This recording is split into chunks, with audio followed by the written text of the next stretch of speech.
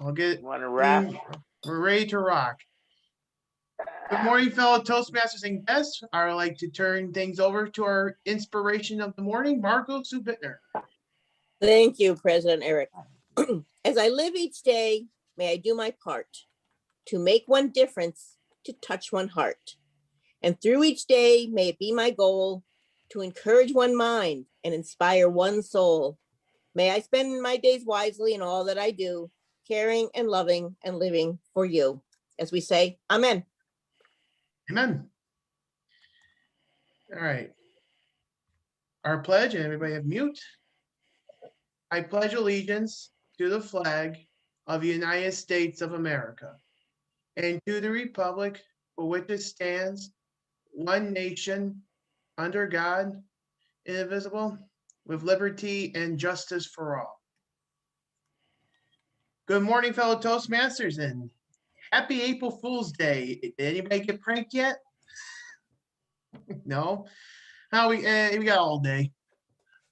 I would like to say welcome back our guest from London, Chris Lloyd Davison. Chris, good morning.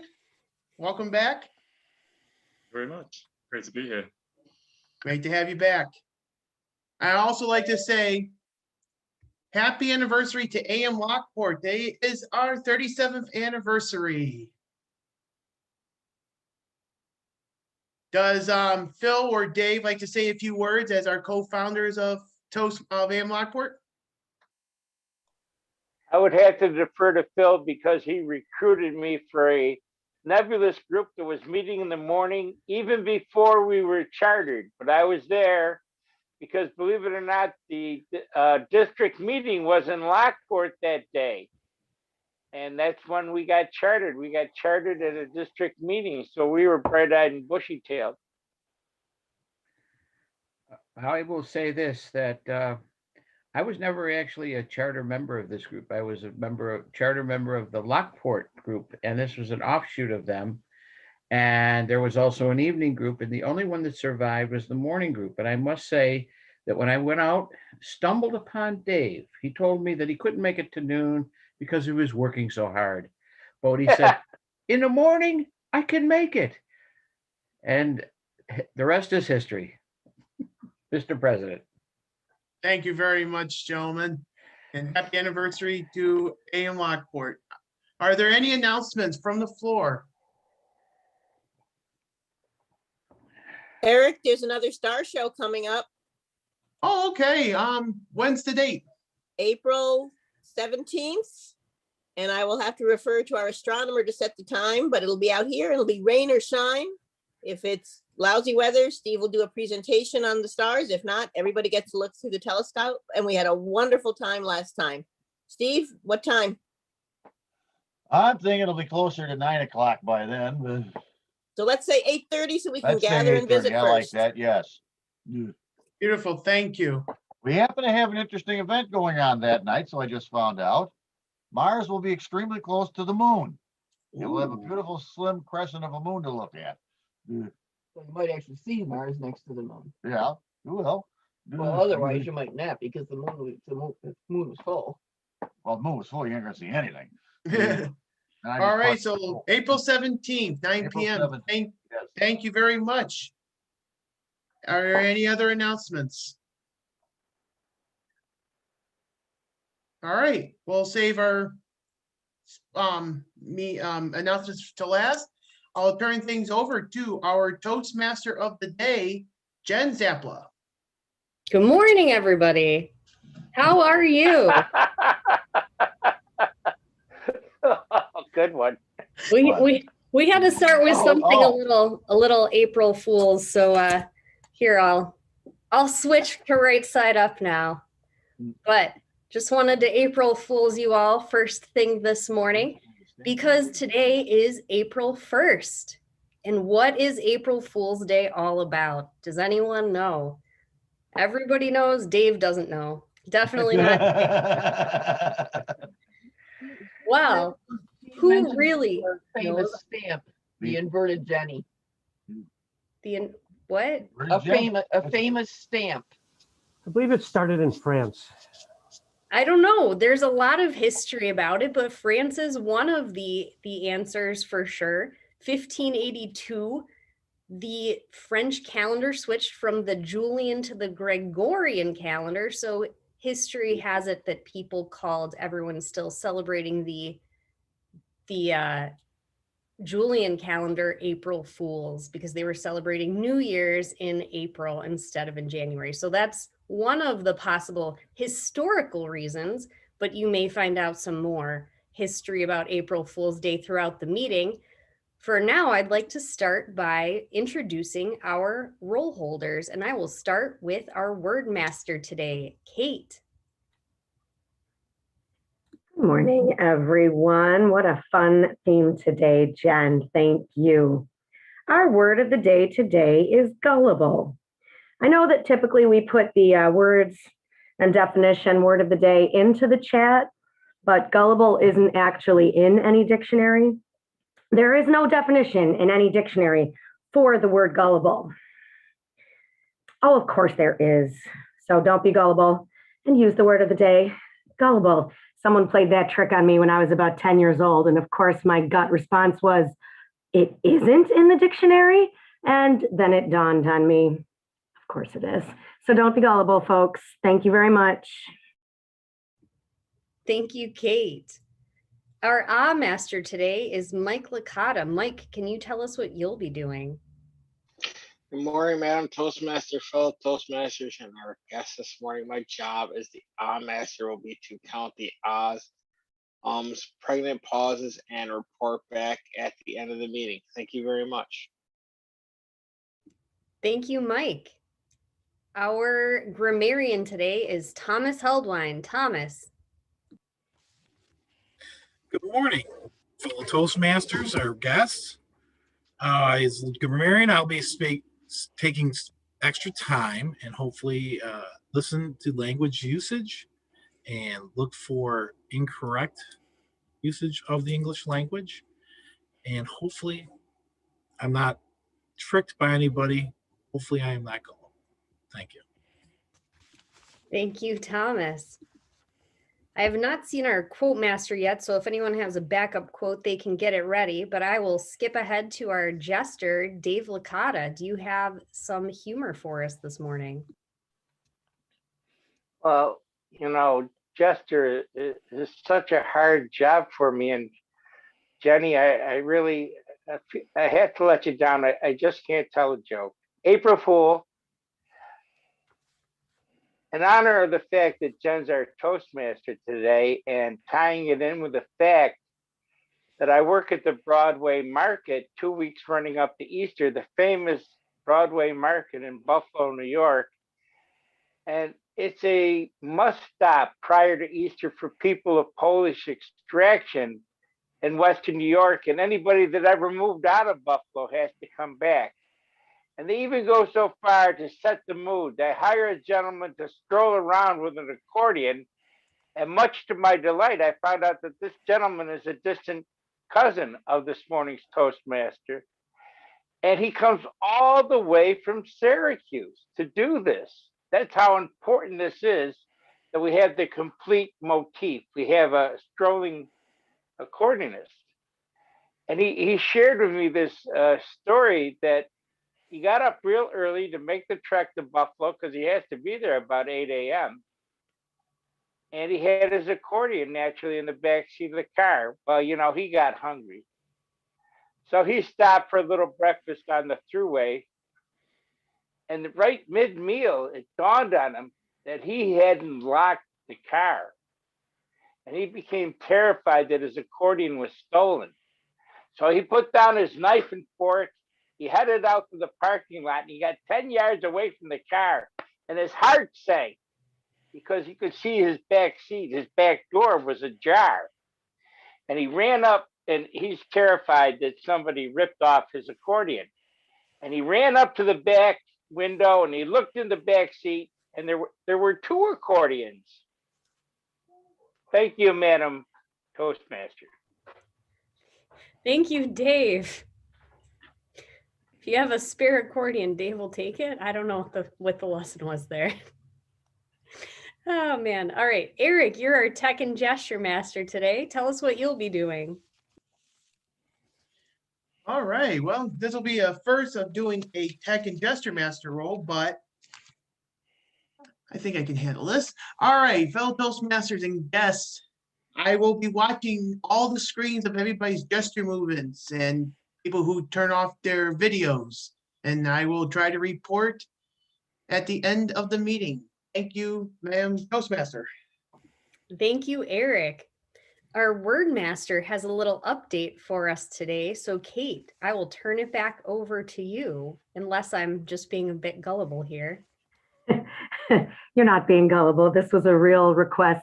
Actually, because Chris is visiting us today again, it made me think this is a good opportunity to do something as word of the day that they started doing at Ace of Clubs. I don't know where they picked it up, but I think it's clever. So anytime someone uses the word of the day, I will make this kind of motion to notice and note that I heard the word of the day. If anybody else wants to make that motion because they also heard the word of the day, it also reminds us to use it. Thank you very much, Jen. I'll try to keep listening carefully. Don't be gullible, folks. All right, thank you, Kate. And I see our quote master has joined us. So Nancy, do you have a quote to share with us today? Thank you, Madam Toastmaster. I'm sorry for my delay. This is from the Poor Robin's Almanac from 1790. The 1st of April, some do say, is set apart for All Fools' Day. But why the people call it so, nor I, nor they themselves do know. But on this day, our people sent on purpose for pure merriment. And my second quote is from Charles Lamb. Here cometh April again, and as far as I can see, the world hath more fools in it than ever. Thank you. Welcome, Thank you, Nancy. Still true today. And our timer today, Larry McKenzie. Thank you, Madam Toastmaster. This morning, April 1st, I have to say, I was very gullible the other day when I stopped into the store and I picked up a newspaper. And now this is one of the newspapers that has the best information you could ever want about any subject. And it has a whole, probably 4 pages about April 1st, the origins, and also a lot of other information. And if you ever are out or if you need a copy, it's called Tidbits. I mean, they have wonderful information in here sometimes. But with that being said, I have the distinct pleasure today of timing not only our speakers, our evaluators, but also our table topics. Today, when our table topic speakers are called upon, they will have to qualify within 1.5 to 2, or excuse me, 1.5 to 2.5 minutes. So at 1.5, you'll see your red light. At 2 minutes, you'll see the yellow light. And then shortly thereafter, you're going to see the green. Same thing with our speeches. Speeches, 5 minutes, you're going to see red. 6 minutes, yellow.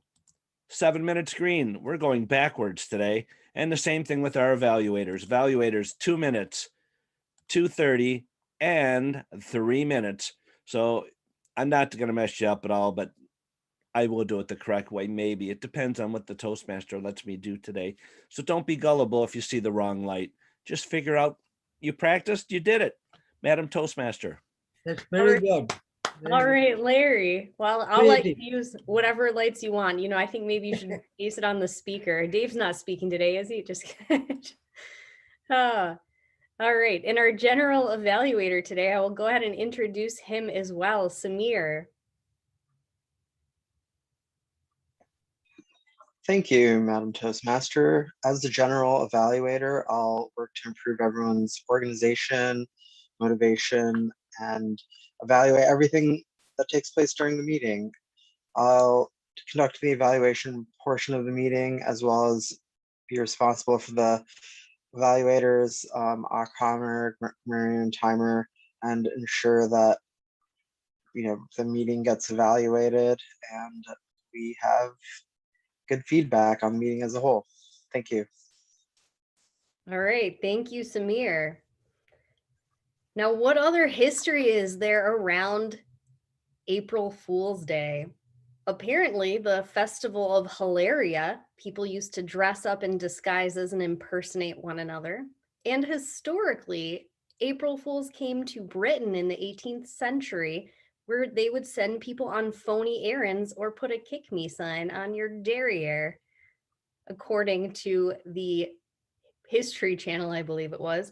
And there are some really funny historical pranks from back in the day. So I picked out a couple of my favorites that I found on the worldwide interweb. In 1957, the BBC ran a special on Panorama that about the Swiss spaghetti harvest. And people actually believed it, which I thought was quite funny. The spaghetti harvest, they had pictures and everything. And I think my very favorite was in 1962, the Swedish National Television Network convinced their viewers that if they had stretched a pair of stockings over their television, they could change it from black and white to color.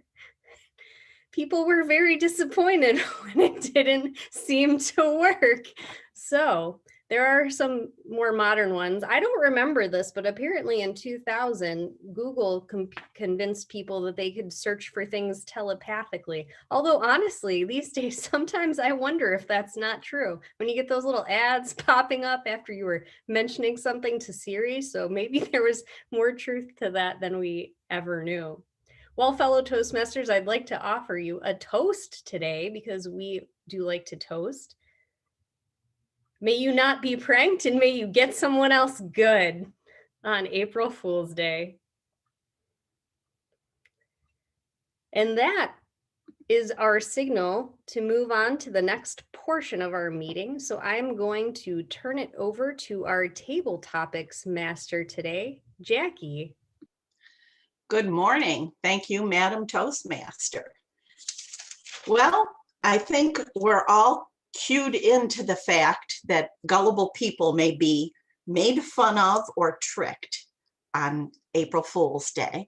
And I'm wondering if Steve Smith would like to tell us of an occasion when he either pranked someone or was pranked by someone. 1.5 to 2 minutes. Make sure you use the word of the day, Steve Smith. You're muted.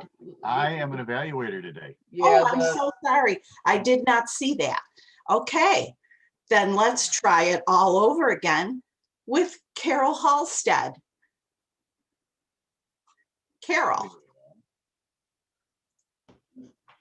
Yeah. Hello. When I was growing up, my father was the one that got me every April Fool's, even if I was thinking about it.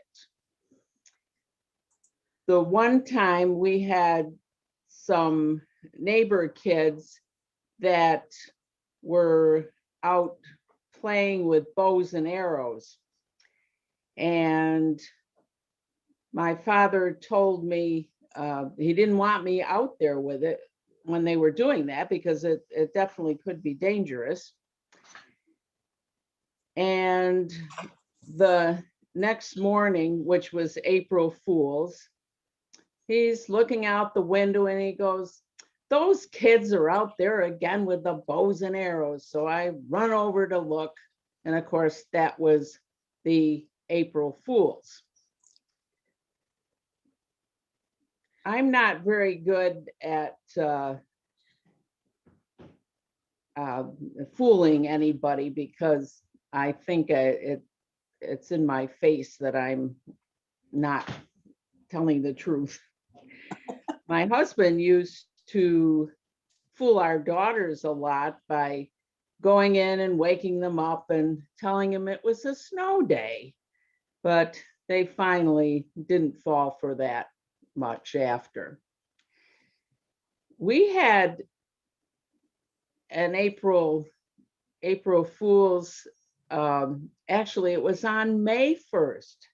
Back in the 70s, my husband went in for surgery and we woke up that morning there was snow all over. So we kind of had an April Fool's in May. And the snow, actually, it wasn't just flurries, it stayed on the ground at least all that day. But I kind of think that April Fool's jokes are a little bit mean, and I'm not a real fan of them. Madam, table topics, because I'm very gullible. There you go. Thank you, Carol. And now I think all of us would like to hear from our guest, Chris. Can you tell us a little bit about customs or pranks that go on in your neck of the woods? Remember to use the word of the day, and remember the timing light is backwards this morning. Chris.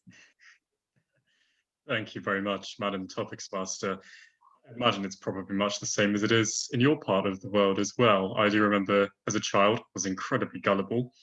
I remember somebody at school coming up to me and they held up their fingers and they said, look, I've got 6 fingers. And they had their 5 fingers, but they'd made a foil finger and they'd stuck it in the middle of their 2nd and 3rd finger. So I was like, no, you don't. You've got 1, 2, 3, 4, 5, 6. Oh, wow, that's so cool. And then they just removed their foil finger and said, gotcha. And I was never the same person again. Such a terrible moment, of course. So we do definitely like to prank each other as well. And 3 years ago was also incredibly memorable. And this was also a moment when I thought I'd grown out of being gullible, but apparently not. Basically, somebody on Facebook early in the morning said, we've gotten engaged. My girlfriend and I are engaged. And something about it didn't look quite right. It just looked a bit sort of like a fake photo. But I thought, oh, congratulations, excellent. I realized about 30 minutes later that, oh, okay, April Fools. And then this was actually Easter, so almost 3 years ago today. I then had an Easter lunch in a pub with a friend and her family and her boyfriend. And this was after 12 p.m. So after midday, apparently you're not allowed to do it anymore. And they made an announcement, oh, we've gotten engaged. And I thought, ah, good one, good one, good one. Nice April Fool. Oh no, they're being serious. So luckily I didn't open my mouth, otherwise I would have got myself into a huge amount of trouble. And I did explain to them afterwards that, look, a few hours ago on Facebook, I totally fell for an engagement prank and now this is the real thing. So that could have gone south very quickly. So thankfully I didn't vocalize any kind of because otherwise I might have had to crawl into a hole for the rest of my life. So that was a very close shave actually. So I imagine, yes, April Fool's is very much the same as it is over in upstate New York. I'm not sure whether you do the 12 p.m. cutoff point like we do. A lot of people I know just ignore that anyway and just continue doing April Fool's because it's only one day of the year, so why not? Thank you very much for the question, Madam Topics Master. Thank you, Chris. And last but not least, Mark Campos. Your past life probably has some pranks in it that you'd like to share with us. Mark. Well, thank you, Madam Table Topics Master, fellow Toastmasters. Mom, I appreciate the opportunity this morning. I am really struggling to remember a time where a really good prank was put over on me or where I've been able to pull one on someone else. Now, I am a little bit foggy this morning. Just came back from vacation a couple of days ago. Got my 2nd COVID shot yesterday, so a little off today. So excuse the lack of memory. But this comes to mind. It's a bizarre twist of fate. Today is April Fool's Day, and the baseball season is about to begin. And as most of you remember, or I hope you remember, I am a diehard New York Mets fan, which in of itself is a bit of a joke in there. But this year is really going to be different. And I don't think I'm being gullible in this case. We've got a new owner. He is rich beyond belief. He is the wealthiest owner in Major League Baseball. We've got competent leadership in charge of the team. We traded for an all-star shortstop. We signed him to a contract extension.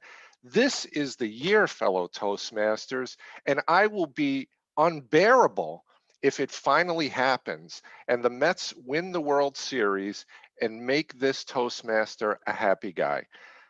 Am I being gullible? Yeah, probably, but hope springs eternal. It's April 1st, it's springtime, and as all Mets fans say, you got to believe. Madam Table Topics Master. Thank you. Best wishes for that, Mark. And now, Madam Wordmaster, could we have a report on how our competitors did this morning? Thank you, Madam Table Topics. All three contestants used the word of the day. Carol Ann once, slipped it in at the end, Chris twice, and Mark twice. Thank you, everyone, for not being too gullible and forget. Thank you, Kate.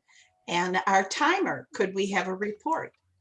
Yes, Madam Table Topics Master. They thought they would get me today, and I was not gullible because I got the correct times. Carol, 2 minutes and 27 seconds. Chris, 2 minutes and 25 seconds. And Mark was the leader of the day with 1 minute and 40 seconds. All three will qualify. Thank you. And now I'm sure Larry is going to put up a poll for us to vote. And I'll turn things back over to our Toastmaster of the day, Jen Zapla. Thank you, Jackie. Now, Mark, there was another prank that I read about in Sports Illustrated in 1985, a good year for the Mets, when they said that the Mets had a brand new pitcher pitching 168 miles per hour. People believed that one as well. And maybe some Mets fans. I think that was a good year for the Mets, if I remember. It was a good year. And you're speaking of the legend of Sid Finch. I'm sure Dave knows all about it because he knows everything.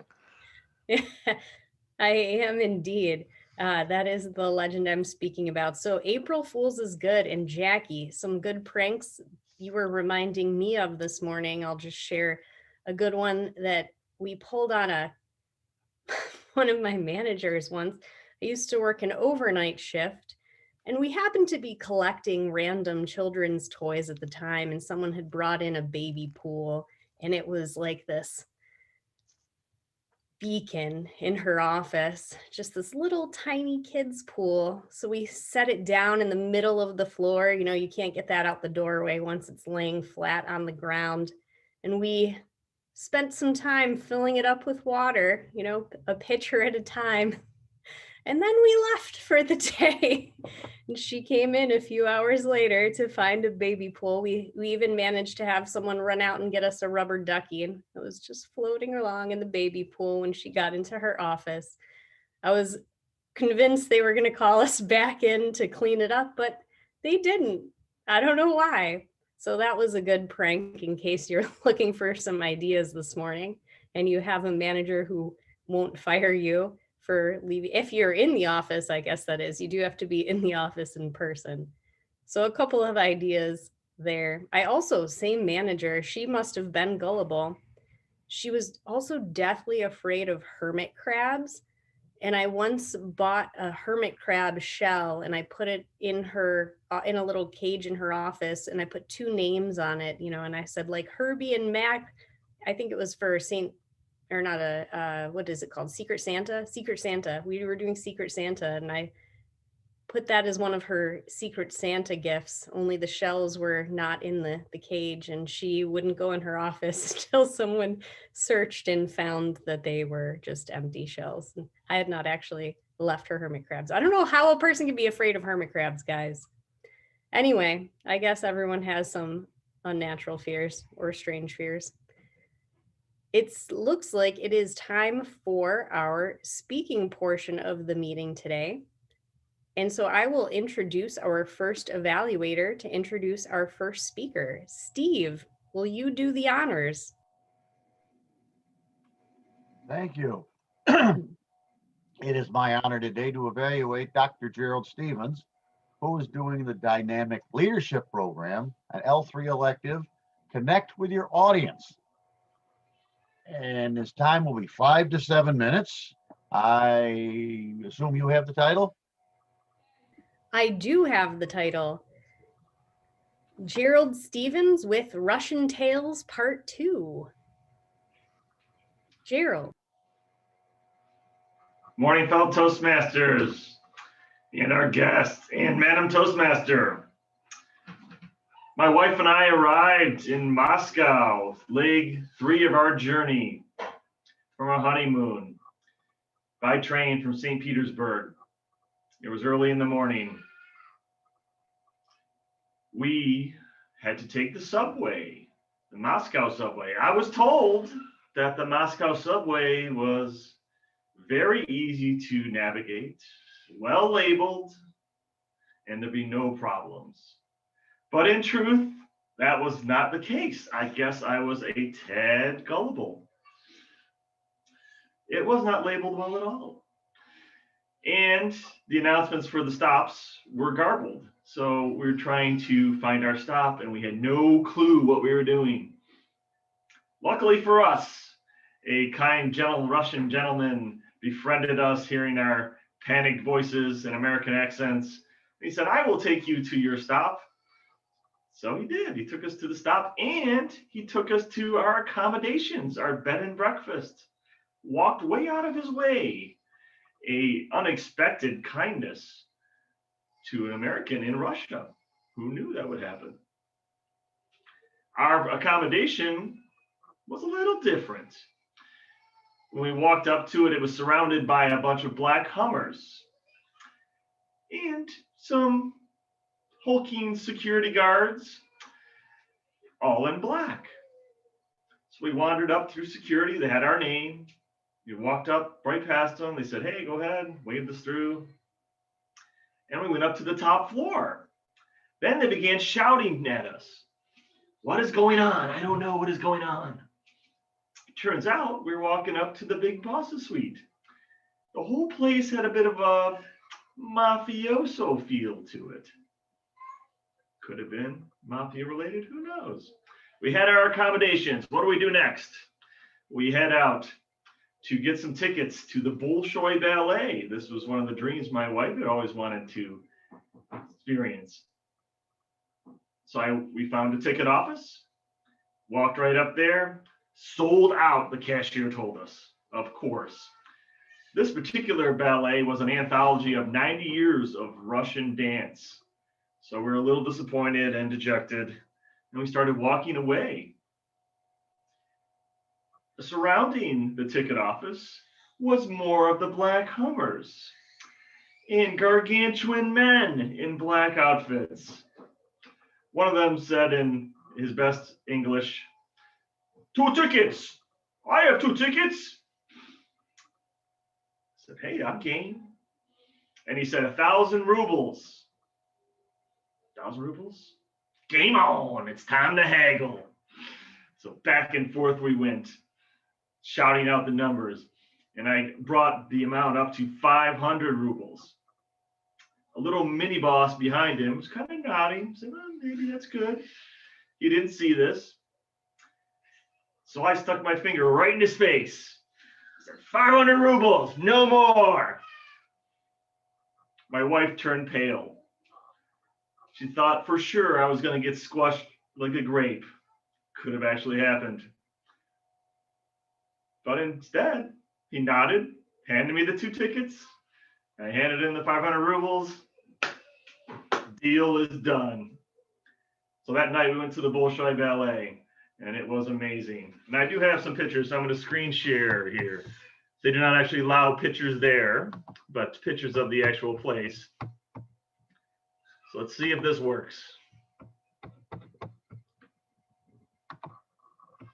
Okay, can you see that?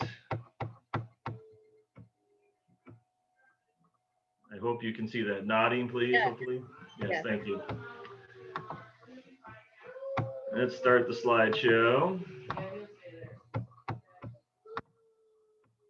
Okay, so this is the Bolshoi Ballet. That's the outside of it. And the inside, very red, very opulent, certainly. Beautiful for sure. We sat in the upper ranks there. And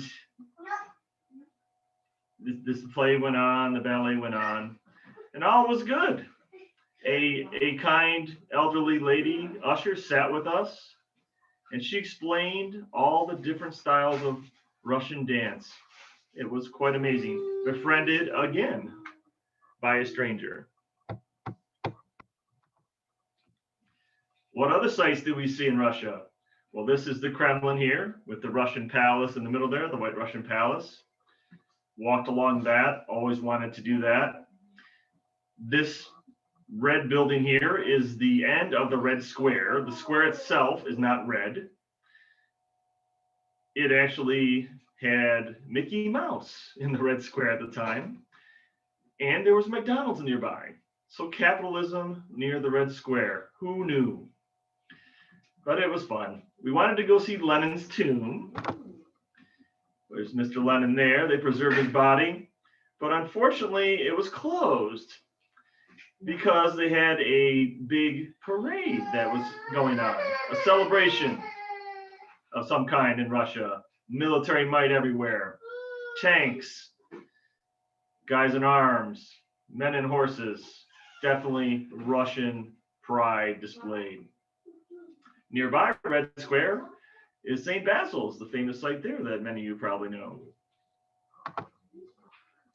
You may not know that in the Kremlin, they have something called the Diamond Treasury. And this is the Orlov diamond.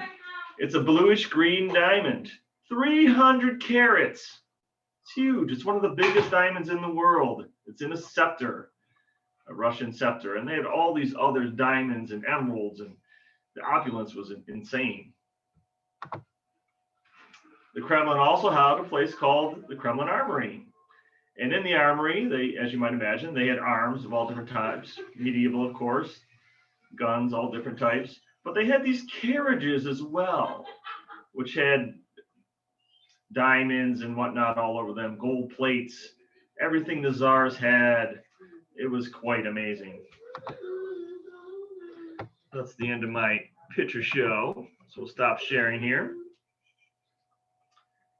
So in summary, our experience in Russia was amazing. Moscow in particular kind of blew my mind in regards to the various things they had. A lot of opulence, a lot of kind people, a strange cast of characters along the way for sure. I encourage you all to go explore the world, see, taste, smell the great adventures this world has to offer. Madam Toastmaster. Thank you, Gerald. I hope we will all be able to go and explore the world soon. You were reminding me there was another prank where someone claimed that Disney would be putting the body of Lenin on display at Euro Disney. So that was another another April Fool's prank. I can't remember what year that was in, but interesting. That was not true, in case you were wondering. Our second evaluator today will be Dr. Anne-Marie Lenhart. So I will turn it over to her for our introduction of speaker 2. Good morning, fellow Toastmasters and our guest, Chris. Len Thornton will be doing the pathways, level 1, researching and presenting. And his purpose or goal would be to learn to review basic research methods and present a well-organized and researched speech on any topic. And just as an introduction, social media is not all bad if you're looking for an escape from the politics, the Parisians, and the pandemic. Look no farther. So Jen, do you have his title? I do. Thank you. Len Thornton, the clock is ticking. Thank you, Madam Toastmaster, fellow Toastmasters, and our guest.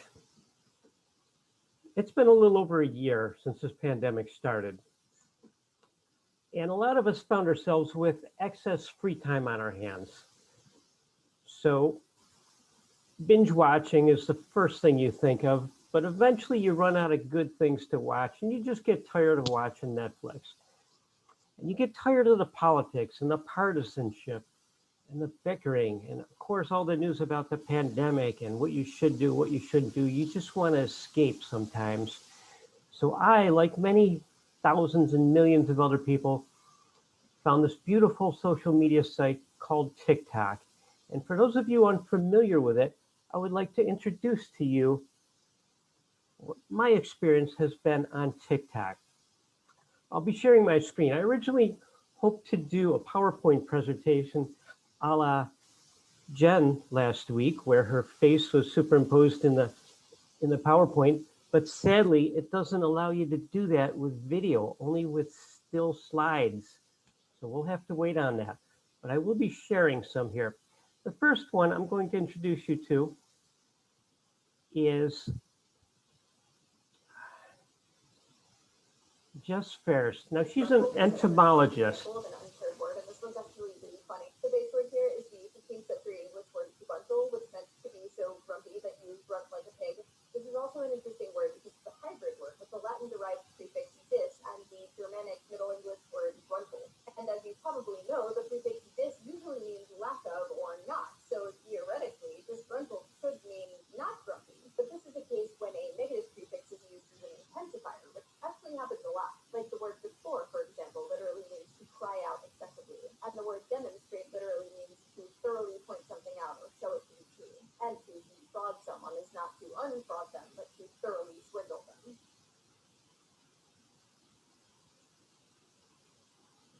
Okay, so contrary to people's belief that it's just people lip syncing, there is some educational content on TikTok. This next gentleman, Sonny Harrell, he's an unemployed chef, and he presents some really fantastic quick format videos. Everything has to be under 1 minute on TikTok. I'll show you this guy's take on the BLT here. Look, BLTs are great, but this BLT is legendary. Now let's go. Pan, parchment, and bacon. Always bake your bacon at 400 degrees. If you don't believe me, just go read the comments. Butter up some sourdough bread. You just rain down a little rosemary salt. If you know, you know. Medium heat pan, toast up that bread. Pull the bread off when it looks like this. Took about 4 minutes. Slice up some tomato, about a quarter inch. Always a little bit of salt and Sergeant Gilbert. On the tomato, I'm doing avocado too. Bacon took 20 minutes for me. Just drain it. Let's build. Basil, garlic, parmesan, mayonnaise. Oh, avocado here on the bottom. Now go to town with the bacon. Tomatoes up here. And butter lettuce. Tap it. Light pressure. Oh, well, don't mind me, Fritz. I'm just sleeping right here. Oh, that's as good as it gets, my friends. Until next time, you know I love what I'm out. So they put a lot of energy into these videos, and there's usually very high production value, and there's some running gags in a lot of them that you follow. TikTok itself was founded in 2017. It went worldwide in 2018 and now boasts over 800 million regular viewers. There's been 2 billion downloads. It is free, of course. Now, most of the videos are in a portrait format here. Now, next one I'm going to show you is a person who has a hobby of doing makeup and special effects. This is not her job, but she just took it upon herself to learn and perfect this craft here. And her name is Lauren. See what you think of this one. I hope these videos are coming out all right. Can I get a thumbs up if you're seeing them and hearing them okay? Awesome. Thank you. Can't hear too well. Can everybody hear okay? We can No, see the them hearing fine. isn't great. Yeah, but we can see them great. I don't see the video though. It seems it doesn't play on my screen. Just I'm not seeing the video either. I see your folder with your files and like a screenshot of like the, an image of the video, but not the video itself. Oh, the video's not showing? I have the same here. Yeah. you may have to click on the video screen to get the video running. I think. I don't know. I have the audio from the video, but the video is not moving. It's not animated. Let's try this again here.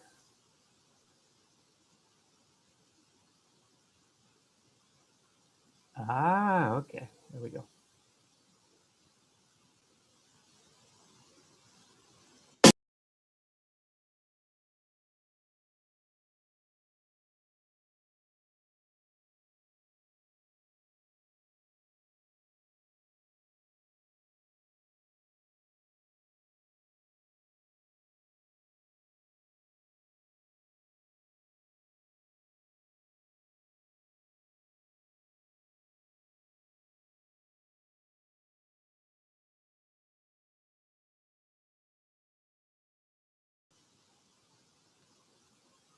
Okay, and the next one here.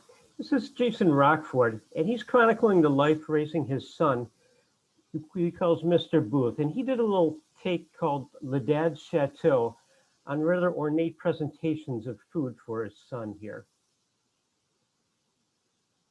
Mr. Booth, bienvenue. The fish of the day is going to be a baked Tim salmon after last week's hit, grilled Mike Trout, which is a brown sugar glazed salmon rushti. It's an incredibly intelligent dish. It's made with 400 degrees. It's served alongside a Lord of the Rings second breakfast of potatoes, a Brocolian Isles of broccoli and smiles, and the lovely kiwi shawarma. Cheers. Mr. Booth, the pastry chef, is really Dickens. Okay, hope that one came out. I'm running out of time. Let's just do one more here. This guy's called Cole the Science Dude. And this is a rather, in another educational video, and he dispels myths that people have about things. Let's go to that one.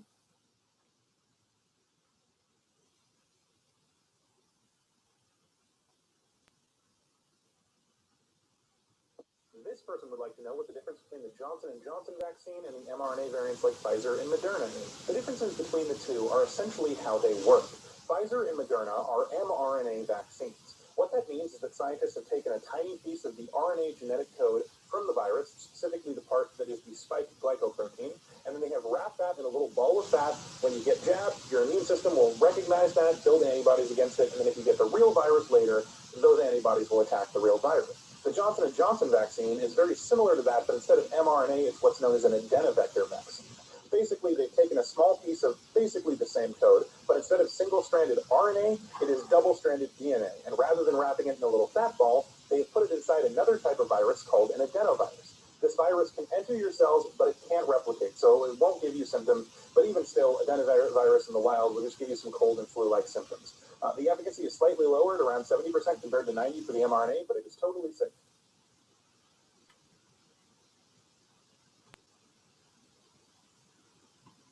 Okay, time is becoming a factor for me here. I'm not so gullible as to believe I can keep going on and on with all this incredible content here.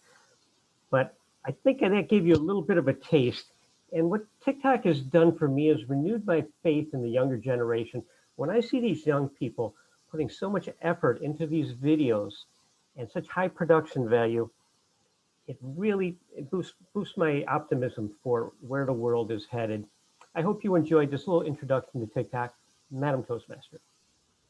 Thank you, Len. I'm sure we'll be seeing some pranks on TikTok later today if you're looking for some April Fool's ideas. For now, I will turn it over to our third evaluator to introduce our third speaker, Moklis Raman. Good morning, everyone, and especially our honored guest from England, Chris. Today's third and final speaker is Tom Moran. He's a long-term member of this club, also dedicates himself to the high school communication program. His project level 1, research, and he will be talking for 5 to 7 minutes. I don't know if I'm gullible to his title, whether he's going to run, fly, or swim. Madam Toastmaster. Thank you, Moklis. Our third speaker today, Tom Moran, The Walk. Tom. Thank you very much, Toastmaster. As you all know, well, some of you might not know, especially our guest, I am not living in Lockport, New York anymore, or even New York State. I moved to Boston a little over a year ago. And I moved up here because I have grandchildren up here and other family, and I like to see them. So while I was up here, I love the history of the area. So I thought what I would do is study and research and become a docent. So I have been studying my little brain out up here, trying to get all of the information that I can. So I'd like to welcome you today to The Walk.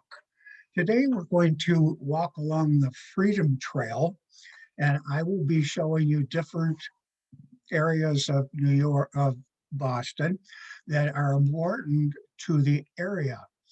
Now, before we start, if anybody has any questions along the way, just raise your hand or shout them out if that's how you feel. And I will try to answer most of your questions if I can. If I can't, of course, I'll be straightforward with you and give you an answer anyway. That's how I operate. So Boston's the start of a democracy. It's one of the earliest settlements here because it's on a huge hill and people just normally congregated here. Oliver Wendell Holmes referred to Boston, and I quote, as the hub of the universe. And nobody up here will disagree with you. And believe me, if you ask the people up here, they will confirm to you that they are wickedly smart. So it started with the taxes. Of course, you're familiar with the Stamp Act and the Townsend Act, where tea was taxed, paper was taxed, glass was taxed, just about everything was taxed. And in 1773, they had this event called the Boston Tea Party, where the colony and people got onto the boat and they threw off 342 chests of tea into the Charles River. And this was a protest for them. And the protest did continue. Where we're standing right now in Boston Commons. Boston Commons is the oldest city park in the United States, founded in 1634. And this is the area where people could come and speak freely. They could protest, they could do whatever they wanted here. It was an open area for anyone who had a complaint or anything that they found outrageous. So now, when we walk out here onto Boylston Street, you'll see below your feet, there are two lines of red bricks. Now, this is the Freedom Trail. This is where it starts. And this is the start of a 2.5-mile trek through the Boston area. And there are 16 sites altogether on here that we will be seeing, very historic sites, things that are important to the history of the area. I'm sorry, did you have a question? No, Gillette Stadium is not on the. Yes, I realize the New England Patriots are historic in their Super Bowl wins, and Tom Brady is the best. Yes, we all realize that, but that's not on the Freedom Trail. Okay, so we'll just go there. You'll have to, ladies and gentlemen, if that's what you were thinking you were going to do here, I'm sure there are other tours that you can take that will include that site for you. So from here, we're going to walk up to Faneuil Hall. Now, Faneuil Hall is the place where the government meetings first started. Now, you'll see in front of Faneuil Hall this big, tall statue. That is John Adams. John Adams was instrumental in getting this whole thing rolling here. He was one of the colonists who was very active, probably the most active of any of them. Now, if you'll notice in Faneuil Hall, the reason they call it Faneuil Hall is because the individual who built the hall was a Frenchman and his last name was Faneuil. Now, he originally built it or wanted it built because it would be a marketplace. And he noticed that the Boston area had no marketplace in it. So he decided to build this hall. And in order to accommodate the people of Boston, he built a second story, which was a government meeting room. That made everybody happy. So they will, I'm sorry. I don't know if there's a Dunkin' Donut in the building or not. There could be. There could be, but I'm sure we'll get a Dunkin' along the way if that's what you want. There's several of them throughout the city. So Faneuil Hall is a important part of the history of Boston. Now, In back of you here, if you're looking back up on the top, you'll see the gold dome building. That's the State House for Boston. That's where the current government occurs these days. That's where the governor is, and that's where all the meetings take place and where big decisions are made, and that's where the protests are going. So you'll have to bear with me here because it's kind of a long walk. And if any of you aren't up to it or have good shoes on, or maybe some of you are old and tired, if you want to hang to the back, you can, but we'll be stopping. When we stop, if you could move to the front and you'll be able to hear me. So from here, we're going to go by Paul Revere's house. Now, I'm sure most of you have heard of Paul Revere. And the only reason that you heard of Paul Revere is because of Henry Wadsworth Longfellow. He wrote he wrote the poem, Paul Revere's Ride. That made Paul Revere famous. Otherwise, Paul Revere would have been just your regular guy. But he was memorialized in the poem by Henry Wadsworth Longfellow. So, I was hoping this wouldn't happen. It looks like it's starting to rain. So what's going to happen here, people, is I'm going to give you vouchers to come back and finish the tour. When the weather is nicer, you'll have to call the office and set up an appointment. You also get a coupon for a free Dunkin'. So thank you very much. And hopefully we'll see you the next time for the remainder of the trip. Thank you, ladies and gentlemen. All right, and thank you, Tom. I think we'll exchange that free Dunkin' coupon for a Tim Hortons coupon because we're from Buffalo, not Boston. But I thought, was this Dunkin', is Tim Hortons? yeah, that's a thing. That's a thing here. All right. Well, that concludes our speaking portion. I will request a timer's report from our timer today. Madam Toastmaster, I do believe that our speakers today were a little bit down under and their clocks were a little bit in reverse. We had 3 experienced speakers today and their times came as such. Dr. Gerald, 7 minutes and 42 seconds, a tad bit over. Len Thornton, 8 minutes and 54 seconds. He's our bell ringer of the day. And Tom Moran, our 3rd experienced speaker today, 7 minutes and 37 seconds. Madam Toastmaster, all 3 of our speakers went backwards with their time and none of them were under. Back to you, Madam Toastmaster. Thank you. Thank you, Mr. Timer. Apparently, April Fool's timing backwards doesn't work out that well. Actually, they were gullible, so we should allow all 3 to be voted in. I don't know. Do we want to vote? I mean, everyone goes over. Do you get to vote? No? Dave says no. Dave says no. It's a let's leave it at a tie. I think what we'll do is we'll vote and I won't count any of them. None of the votes will be counted then. All righty. Well, in case you're looking for some ideas for some April Fool's pranks to pull today, it's not too late. I jotted down a few easy to do pranks. If you happen to be in an office or near someone who's using a computer, you can always do the upside down computer trick using, Control-Alt-Down to flip someone's screen, Control-Alt-Up to flip it back up, or you can screenshot, hide all their files in the folder and put up the screenshot of their desktop as their background. So they click, that's a good one. Taping their mouse with a laser. So those are a couple of quick, easy computer tricks you can do. Now, this one's fun. If you have someone afraid of bugs or snakes, you can get some of those little fake bugs, probably pick up a little pack from a craft store maybe, and you can put them in a lampshade. Little fake cockroach in a lampshade freak someone out, or in the light so they turn on the light and see it. Okay.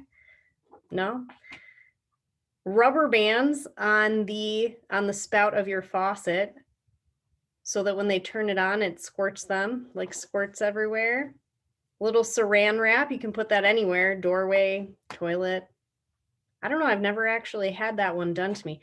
I did see this trick once where you can take those little poppers and set them underneath the toilet seat, so when someone sits down, they pop. Now you have to make sure they're going to be sitting down and not lifting the toilet seat there, but yes, some of these are kind of mean. There's also a lot of food pranks. I think the food pranks are really the meanest. You can take Oreos and fill the inside with toothpaste. Some of them are terrible. That one was particularly horrendous to me.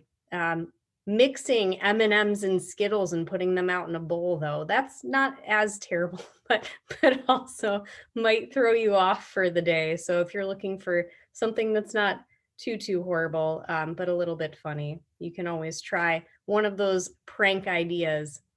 We will move into our evaluation portion today. So I will start by introducing our first evaluator. And our first evaluator today was Steve. Thank you, Madam Toastmaster. Now, it's a tall order to evaluate Dr. Jerry because he's such an expert speaker. His purpose today was to present a new or unfamiliar topic to us. You definitely succeeded in that because few, if any of us, have ever been to Russia. And you were telling fascinating stories about your adventures there, having trouble on the subway, getting to the ballet and finding out that was sold out. And then you told an interesting story about something that happens all over the world, buying scalp tickets, and how they started out at 1,000 rubles and you negotiated it down to 500. Good going. I would have liked if you had told us what the equivalent of that in US dollars was, just so we could relate to it, but that's minor. And then you used the medium very well. You had pictures of various things in Russia, the Diamond Treasury, the Kremlin, Armory, and other sites. And in fact, the Red Square really isn't red. This is all fascinating material. Your way you paint the picture with words was excellent. Your delivery was excellent. And you did use the medium very well. Now, any room for improvement? Well, yeah, you probably could have incorporated a few more gestures. I do like the way that you were actually looking at the microphone the whole way you talked, whole time you talked, and that made it more personal. But you just looked at a few gestures, I think would have been a nice improvement. And I don't know, overall, it was a great speech. I thank you for bringing it to us today. And oh, finally, yes, I like the fact you actually had a call to action at the end of all this by encouraging people to go out and explore the world. This is all great. So I thank you for bringing it to us today. Thank you. All right. Thank you, Steve. Our second evaluator today will be Dr. Anne-Marie Lenhart. And we can't hear you.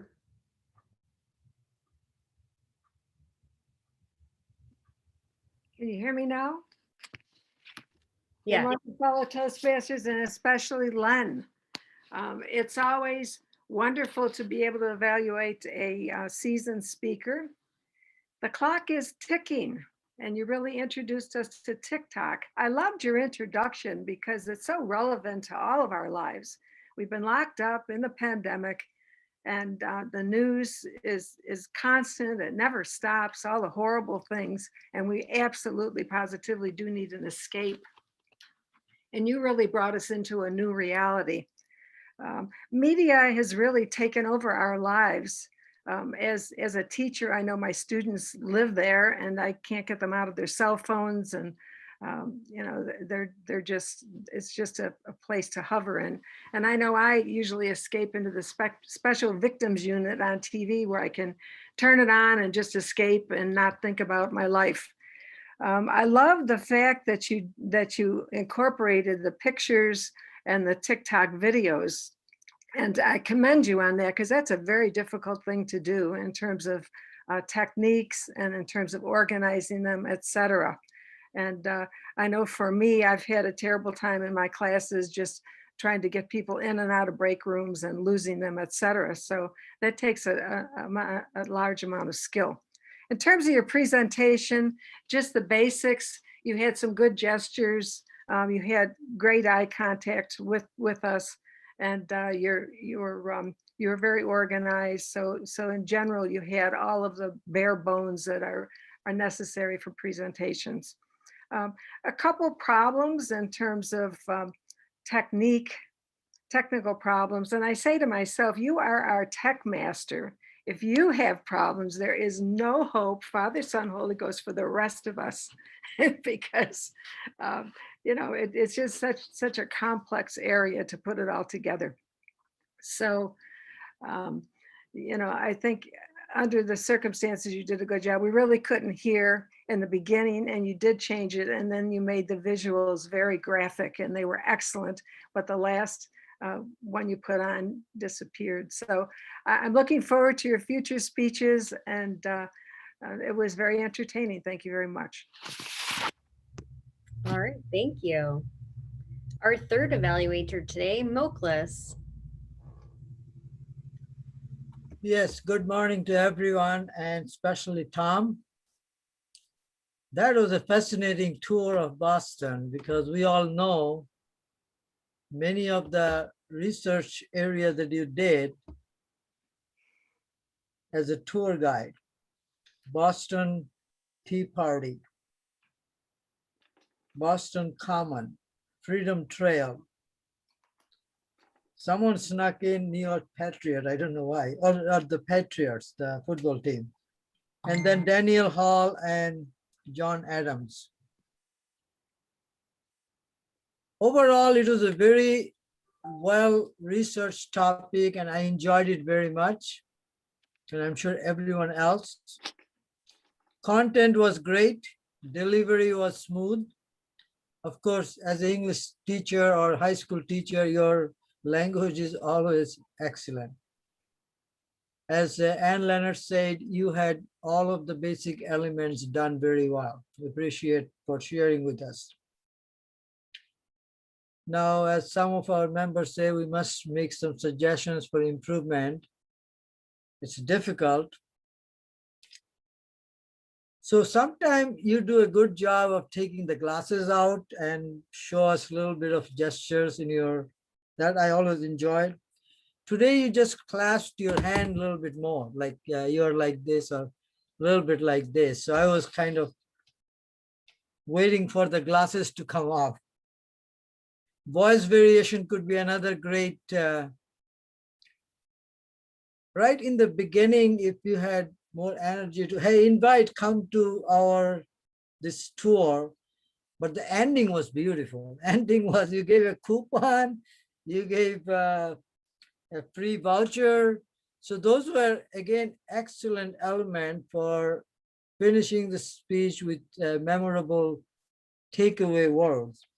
Overall, I must say it was good research, good, interesting topic that all of us enjoy.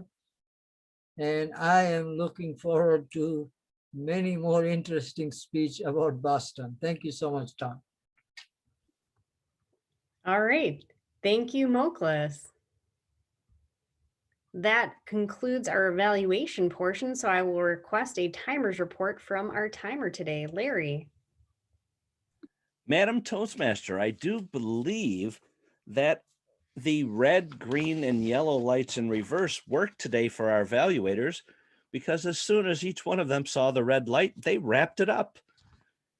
Steve, 2 minutes and 8 seconds. Anne Marie, 2 minutes and 27 seconds. And Moklis, 2 minutes and 24 seconds. Well under. So if they give their time that they had left to our speakers, I believe everyone would have qualified today. Madam Toastmaster, don't be gullible. All right. Well, hopefully no one will be gullible today. We've alerted you all that it is April Fools, and hopefully no one's had a prank pulled on them yet this morning. We'll let Larry go ahead and put up the poll so everyone can vote for their best evaluator today. And with that, I will turn it over to our general evaluator, Samir. Thank you, Madam Toastmaster. Am I asking for reports? You can call for reports, or you can just give your general evaluation of the overall tone and evaluators, and I can do reports if you want. Either way. Okay. I would say the meeting overall was really quite well executed. I think you did a great job with the topic. Some memorable anecdotes for the Swiss spaghetti harvest. I thought some of the pranks that you had highlighted were some of the better ones that I've maybe not been too gullible to face myself, but have seen pulled off and were quite good for zany fun. I think that Nancy had some good quotes. Jackie did a great job with table topics.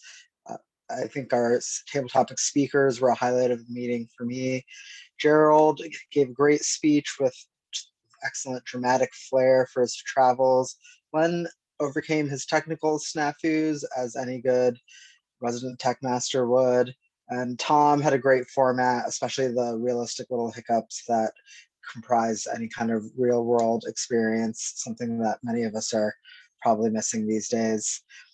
Steve Smith had great feedback. I couldn't add anything to his evaluation of Gerald. I thought that was an excellent evaluation. Anne-Marie had a good anecdote for placing the speech content within our lives, particularly as we enter a more intermediated world with various forms of media. And Moklis did a good job of evaluating the speech in a variety of ways. Thank you, Madam Toastmaster. All right, thank you, Samir. With that, I will start calling on our report holders today. So let's start in reverse order with our tech and gesture master, Eric. Did we lose Eric?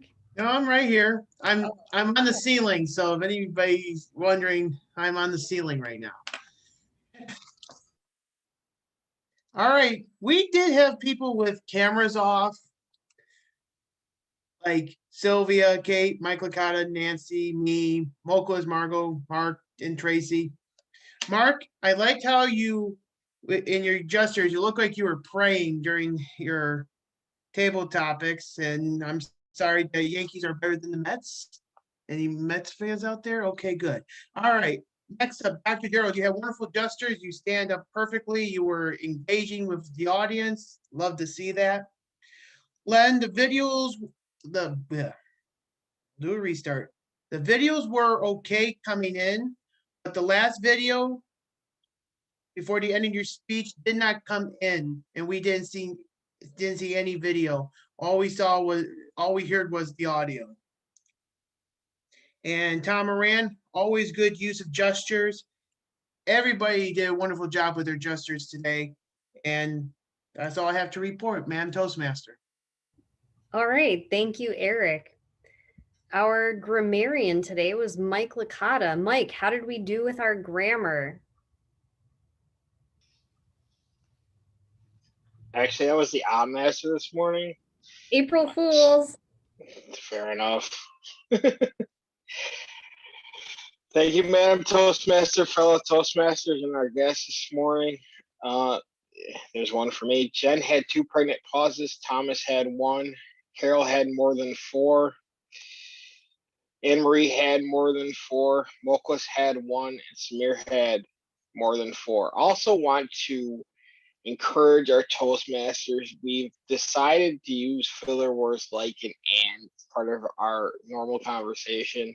I'm guilty of it, and I did notice many of our speakers today decided to use like or and instead of as filler words. If you want to go back and watch the video when it's up on YouTube later, I suggest it. But one of the things I was mindful of this morning was just to pay attention to using filler words. They evolved from ahs and ums. Now they're like and ands. And that is my report this morning. Thank you, Madam Toastmaster. Thank you, Mike. Now for our real grammarian, Thomas Heldwine. Good morning, everyone. I had a list of things I was specifically listening for, and none of them really worked out for me this morning. I was listening for onomatopoeias, words that sound like the actual word they're describing, like bang. I was looking for drop G's, only heard like one or two. Listened for poor usage. Apparently, I don't have an ear for it. I'm not sure. So what I did is I did make a note of all the statements or phrases that really stuck out to me that you don't hear that often. Dave used make a trek. I heard your neck of the woods. A bizarre twist of fate. And my winner today is hulking security guards. And I also found it funny that you would not find gullible in the dictionary because almost every single time it was used in the chat, it was misspelled. Thank you. All right. Thank you, Thomas. Now, if you haven't noticed, our tech co-hosts have put in the chat our guest book for our guests to sign, as well as a link for messages for our speakers today. So if you have a minute, take that time and write a note to our speakers. Now let's see, who do we have left on here? Our word master, Kate. How did Gullible fare today? Pretty well. I like the prank from Thomas at the end. Not only did he put a wonderful background on that I wish I had found before the meeting about the pronunciation of gullible, he also tricks us to look back. Did everybody spell it wrong? Of course not. We are Toastmasters and our spelling tends to be pretty strong. In addition to all of our table topics, who I earlier reported Carol and Chris and Mark used it, we also had Thomas once plus his background. Jen and Larry tied, I believe, for the usage at 3 times each.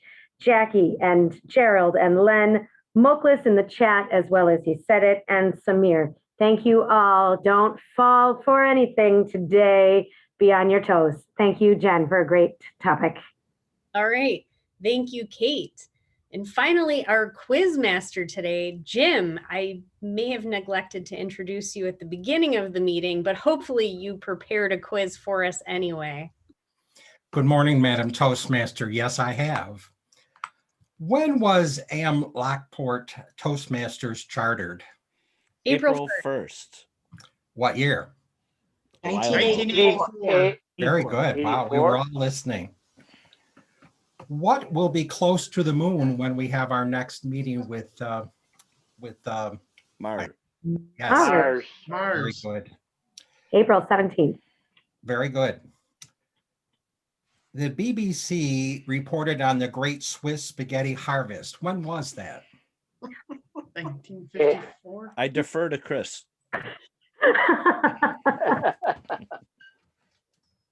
Well, it was 1957. I have 57. What baseball legend was a fictional baseball player? Talking about that some Remember Mark said. It's Sid Finch. Mark Finch. Yes, Sid Finch. I have. Oh, Sid Finch. Now I see that Dr. Stevens put on the notes here how much he paid for the ballet. I have a different answer. It was 500 rubles. So what does that equate to in dollars? 650. I have 657, but we'll go with Dr. Stevens. Picky. What did Len turn to during the pandemic? TikTok. Very good. What was the title of Tom's speech? The Walk. Very good. And when was the Boston Tea Party? 1773. Very good. Well, that's all I have for today. Merry Christmas. Back to you, Madam Toastmasters. Thank you, Jim. All right. Well, I want to thank our guest, Chris, for joining us today. If he has any comments for us, I'll ask him if he has anything he'd like to share about our meeting. I know he's joined us a few times already, but he's welcome back at any time. And we'd love to have you as a member if you're looking for another club as well. Thank you very much, Madam Toastmaster. Unfortunately, this is probably the last time we're going to be able to attend because I've got a new job. But bad news, these meetings are in the middle of the day in this part of the world, so it's unlikely I'll be able to attend any more of your meetings, which is very sad because this is a fantastic club. And Oh, he froze. We got screen freeze. All right. I don't know, Chris, we seem to have lost you here. Well, if he comes back on, hopefully we can hear the rest of his sentence. Maybe it's an April Fool's prank. For now, I think that concludes everything in our meeting. I will turn it over to our president and tech and gesture master today to announce the awards and close the meeting. So Eric or Larry, if you want to take it over. Thank you very much, Madam Toastmaster. I do not have the winners. Larry, do you have the winners? It might be a prank, Eric, but I did send it to you in the chat. But I do have the winners. Yes, if you'd like me to announce them, Mr. President. Well, why don't you go ahead and announce our winners today? I did get it now. Oh, you did? Okay. Well, I'll send it back to you. Oh, okay. All right. Our best table topics winner today is Chris. Our best evaluator of the day, drum roll please, Dr. Anne-Marie Lenhart. And our best speaker, three-way tie between Dr. Jerry, Len, and Tom Moran. April Fools. April Fools. All right. Are there any final announcements from the floor? I have one. Go ahead, Phil. Now, this is not a prank. I'm terrible at that. I did get my card because I got my shot. Now, if you go to Office Depot, Office Max, they will laminate it for free. Ooh. So that you can carry it with you. So after I got my shot, I went out and got it laminated. Out in Lockport, that's quite easy. They just, you go in, tell them you want to have it laminated, they'll do it for you. Just don't get laminated before you get both doses. Now, I got the one. I got the one and done. One and done. Don't post it on Facebook because the Better Business Bureau said if you do that, you're entitled to identity fraud. Ah, I don't do Facebook anyway.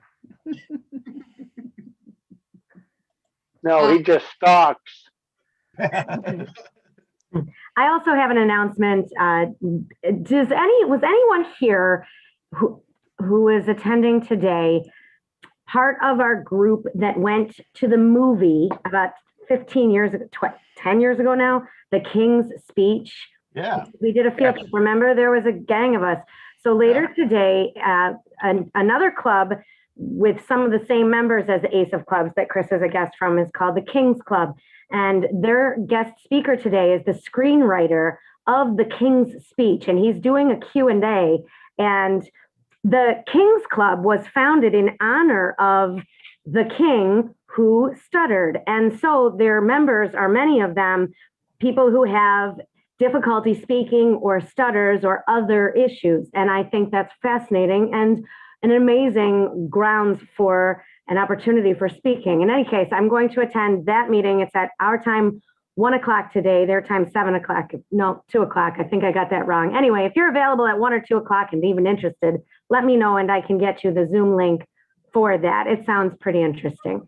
So thank you very much, Mr. or whoever we were with, Mr. President. Yeah. You opened up the floor? Okay. Thank you, everybody. Let me know. That was a good time. We have to do that again. Also, did anybody receive my email regarding the free path?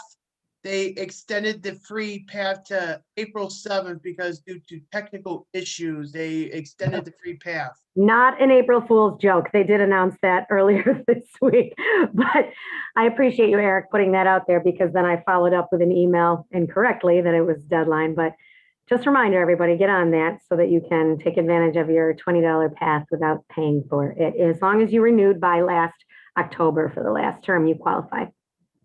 let us know if you need help. It's super simple. All right, thank you for that. And our social hour is tonight. Sylvia, also, do we need any more dues paid now that we're a day late? Well, you're not really late. Never late.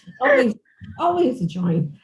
I just wanted to do a little update. I have only 3 people who did not pay, and that's really well. That's really good.